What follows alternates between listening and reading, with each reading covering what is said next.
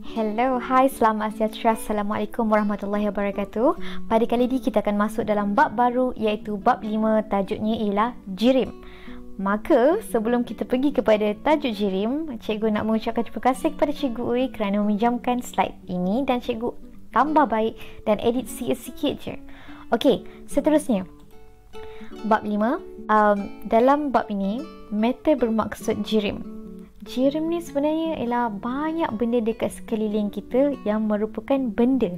Sebagai contoh, dalam rumah kamu sendiri, ada keluarga kamu, ada perabot, ada dinding, ada kerusi, macam-macam. Jadi semua benda yang ada dekat sekeliling, yang tu ialah jirim. Yang kita boleh kenal pasti sama ada dia benda hidup ataupun benda bukan hidup. Okay, dalam bab ni, kita akan tengok apa yang ada dalam jirim dalam alam. Yang pertama, hampir semua benda yang wujud dalam alam ni ialah jirim. Kedua, kita tengok bukti bahawa benda hidup dan bukan hidup ni mempunyai jisim dan memenuhi ruang.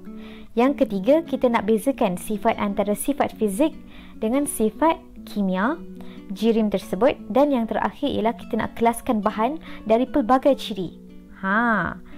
Kejap je, memang sekejap saja untuk penerangan ni. Kita pergi yang pertama. Dah bersedia semua? Okey. Yang pertama sekali, apakah itu jirim? Jirim ialah semua benda yang mempunyai jisim dan memenuhi ruang. Ingat, dia ada benda ni. Dia ada jisim, dia ada penuhi ruang. So, jisim tu apa benda pula? Jisim tu ialah kumpulan jirim yang tidak mempunyai bentuk tetap dan merupakan jumlah isi sesuatu benda. Ini ialah definisi jisim. Dia saling berkait antara satu sama lain. Jadi hampir semua benda dalam alam ni merupakan jirim. Macam cikgu cakap tadi, sama ada benda hidup ataupun bukan hidup. Kita tengok contoh satu persatu. Sekarang kita ada dua belon. Kita gantungkan dengan tali pada pembaris. Katakanlah salah satu belon tersebut cikgu cucuk menggunakan pin dan dia akan keluarkan angin kan. So bila dia keluarkan angin, agak-agak belon ni dia akan ke bawah, ke kiri ataupun ke kanan. Bila cikgu dah pecahkan yang ni, yes, dia akan ke kiri sebab yang kanan ni dah tak ada, angin dia dah keluar. Jadi nak cakap dekat sini betapa angin ataupun udara tersebut juga mempunyai jisim dan juga memenuhi ruangan belon tersebut. Maksudnya dalam belon ni pun adanya jirim, iaitu udara ialah jirim. Yang kedua, okay, sekarang kita ada measuring cylinder. Kita letakkan cecair. Lepas kita letakkan cecair, kita letakkan kunci dan air tersebut akan meningkat naik. Jadi cikgu nak cakap dekat sini, pepejal mempunyai jisim dan memenuhi ruang. Air tersebut merupakan cecair dan cecair tersebut memenuhi ruang dalam measuring cylinder, betul tak? Dan dia ada jisim tersendiri. Yang kedua ialah kunci. Kunci merupakan bentuk pepejal. Kunci tersebut bila cikgu letakkan dalam ni, dan dia akan memenuhi ruang juga dalam measuring cylinder. Jadi kesimpulannya, kedua-duanya cecair dengan kunci ni merupakan jirim. Okay, baiklah. Tadi kita dah tengok dah apa itu jirim. Dia kena ada dua benda, dua sifat, iaitu satunya ialah mempunyai jisim, yang kedua ialah memenuhi ruang. Sekarang kita nak tengok apakah contoh bukan jirim. Yang ni cikgu tengok berdasarkan apa yang ada dalam buku rujukan. Salah satunya ialah vacuum. Vacuum ni di mana ruang tersebut dia dah keluarkan jirim, dia dah keluarkan udara, dah tak ada udara, dah tak ada jirim dah dalam tu. Tu ialah vacuum. Yang kedua, sikap. Sikap kita sendiri, sikap dan juga emosi. Kamu boleh ukur tak? Kamu boleh timbang tak benda tu? Tak boleh kan? So itu dikira sebagai bukan jirim. Dan pelbagai bentuk tenaga. Okay, contohnya ialah haba, cahaya. Jadi benda-benda ni semua dikira sebagai bukan jirim. Sekarang ni kita tengok kepada maksud sifat atau perubahan fizik dan kimia. Untuk perubahan fizik merujuk kepada kualiti yang boleh dikenal pasti melalui diri manusia dan alat pengukuran. Contoh diri manusia, kita ada 5 deria. Diri melihat, diri merasa, diri menyentuh, diri mendengar, apa lagi? Dan yang seterusnya, perubahan fizikal boleh ditakrifkan sebagai perubahan yang mengubah bentuk bahan tanpa pembentukan bahan baru. Maksudnya, walaupun dia berubah dari segi fizikal, tapi dia tetap benda yang sama. Contoh kalau air berubah menjadi ais. dia tetap benda yang sama, berasal daripada air juga kan. Contoh yang lain ialah kita larutkan bahan seperti letak gula dalam air. Bila dilarut bersama, dia akan jadi air gula. Dia tak akan bentuk satu produk yang baru. Yang kedua ialah air melebur, air membeku, air semua lebur, air membeku, air mendidih, steam mengkondensasi menjadi air. Jadi semua benda ni dia tak ada pembentukan bahan yang baru. Dia tetap air juga asalnya. Okay, sifat fizik jirim yang sebagaimana cikgu cakap tadi, dia gula boleh melarut dalam air kopi. Contoh kan.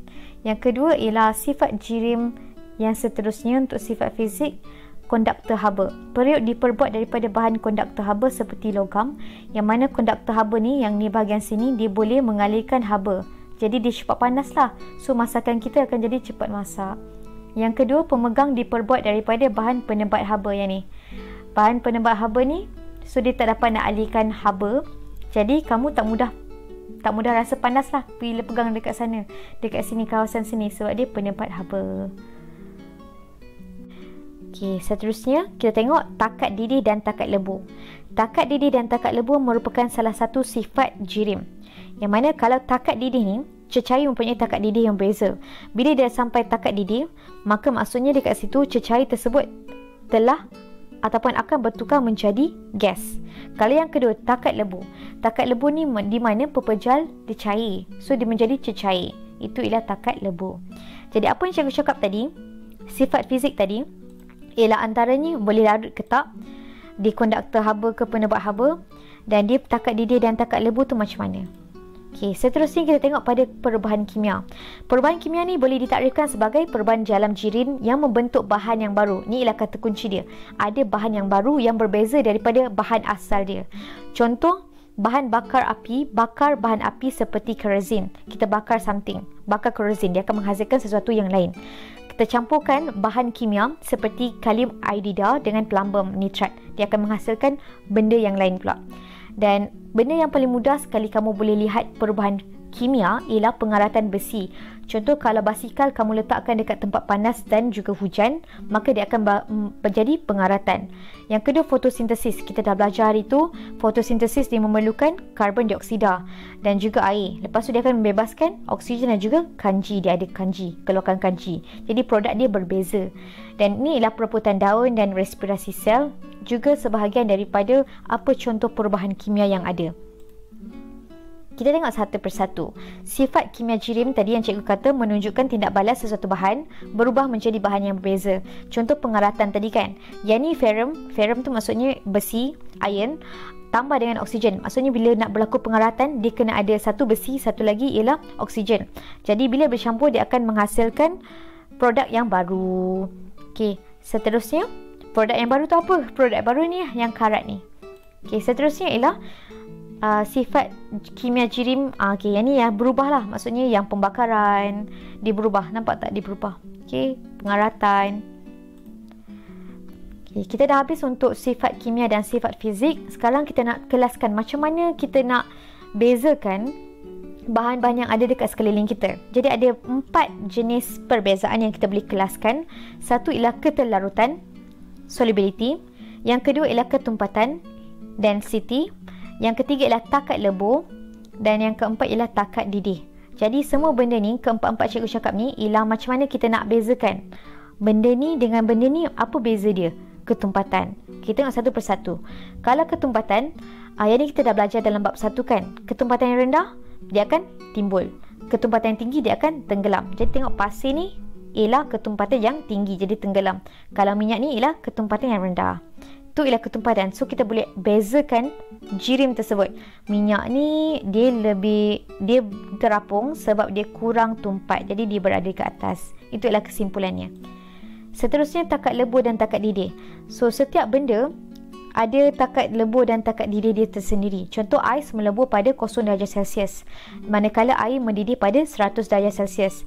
Dan untuk besi pula, dia melebur pada suhu yang berikut yang ada ni. Betapa tingginya suhu tersebut kan. Okay. Yang ketiga ialah keterlarutan. Keterlarutan ni ialah kita panggil dia sebagai solubility. Kebolehan satu bahan untuk melarut di dalam pelarut dan membentuk larutan. Apa ni larut lagi, pelarut lagi, larutan lagi. Okey, benda ni kamu akan belajar nanti kamu tingkatan berapa? Tingkatan 2 tak silap cikgu. So, dalam kata mudah sekali, kita nak bezakan antara ketiga-tiga ni, mana satu yang boleh larut, mana satu tak boleh larut. So, kalau sugar, gula, kita larutkan dalam air. Agak-agak, bila tengok macam ni, dia larut tak? Yes, dia larut. Kalau pasir, bila kita letakkan dalam air, agak-agak dia larut tak? Ni ada something dekat bawah ni, maksudnya dia tak larut. Dan last sekali ialah salt. So, salt tu ialah garam, kita larutkan dalam air, maka dia akan jadi crystal clear. Maksudnya sangat-sangat jernih. Dia tak nampak apa-apa pun. Sebab dia dah bercampur sekali, maksudnya dia boleh larut. Jadi dekat untuk ketelarutan, kita boleh bezakan jirim tersebut, benda tersebut melalui ketelarutan. Kita tengok dia soluble ke tak, dia larut ke tak. Jadi itu saja untuk kali ni. Maka kita tengok kita dah cover berapa dah. Kita dah tengok sama ada benda yang wujud dekat alam ni adalah jirim ke tak, dengan mengenal pasti dia ada tak sifat jirim. Iaitu yang pertama, kita tengok dia sama ada dia ada jisim. Yang kedua ialah memenuhi ruang. Jadi kalau ada jirim, kalau kita nak tahu benda tu jirim ke tak, kita tengok yang pertama dia ada jisim, yang kedua dia memenuhi ruang. Yang seterusnya kita dapat bezakan sifat fizik dan sifat jirim kimia.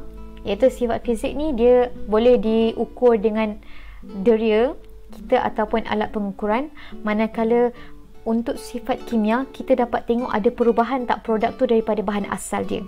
Dan yang terakhir, macam mana kita nak kelaskan bahan daripada pelbagai ciri, kita dapat tengok dia dalam ketelarutan, ataupun kita boleh tengok dia takat didih dan takat lebur, dan kita boleh tengok juga dari segi ketumpatan.